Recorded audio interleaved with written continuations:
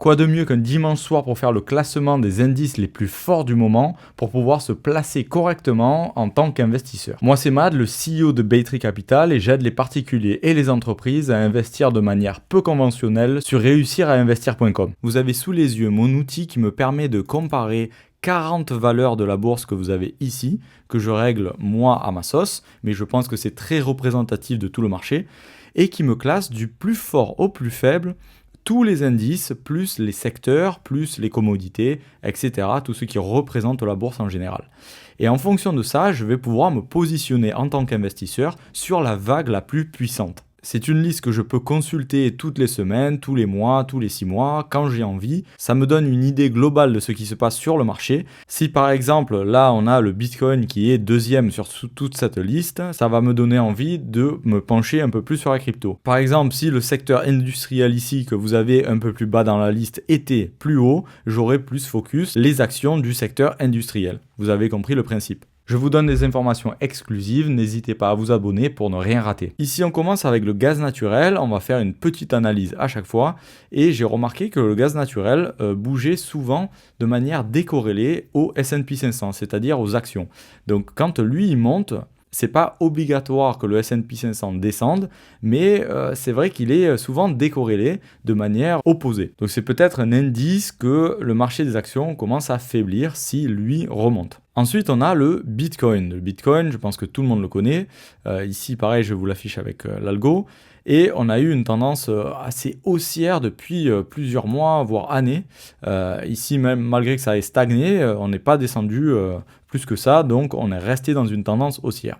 Ici, on a des petits signaux de retournement. Il faut voir, est-ce que c'est le début de la fin et c'est parti, on va se taper une baisse pendant encore plusieurs mois, tout ça, ou si ça va continuer, mais pour l'instant, sur la force relative par rapport aux autres indices et aux autres secteurs, le Bitcoin arrive second sur ma liste. Ensuite, en troisième position arrive consommateur discrétionnaire. Ça veut tout simplement dire tout ce qui se consomme mais qui n'est pas obligatoire. En quatrième position, on a le secteur de la finance.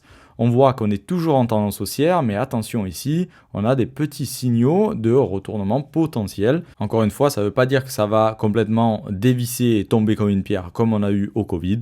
Mais voilà, on est sur des niveaux où potentiellement il faudrait qu'on reparte très vite pour qu'on montre que la tendance est toujours en cours. Et en cinquième position, on va retrouver le Russell 2000. Le Russell 2000, c'est tout simplement le marché des petites capitalisations en Amérique. Donc petite capitalisation, c'est juste des petites sociétés et on voit qu'on a eu un achat d'investissement sur mon tracker de bourse qui permet d'investir dans les moments opportuns. Vous voyez qu'on en a eu un ici, le 31 décembre, regardez en bas.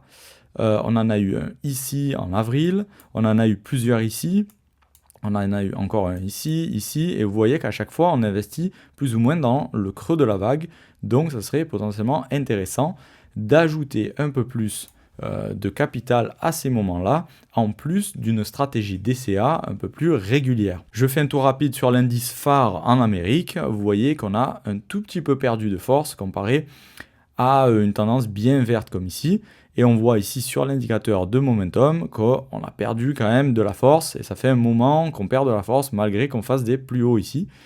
Ça ne veut pas dire que ça va se crasher encore une fois, mais ça veut juste dire que potentiellement on va marquer une pause dans la tendance. On n'a pas encore eu cependant, comme sur le Russell 2000, un achat sur mon algorithme, et sur cet indice-là, ça marche très très bien. Donc il faut se méfier d'un retournement haussier quand on en a un. Vous voyez ici, ça a très bien marché par le passé, mais on n'en a pas eu encore un ici. Donc on est le 10 janvier 2025, enfin pardon, on est le 12 janvier, mais la cotation s'est arrêtée le vendredi 10 janvier et on n'en a toujours pas eu un. C'est pas obligatoire qu'on en ait un, comme par exemple ici, pour se retourner. Vous pouvez élaborer votre portefeuille de bourse avec moi, n'hésitez pas à cliquer en description et je vous aiderai. Soyez prudents, portez-vous bien et à la prochaine.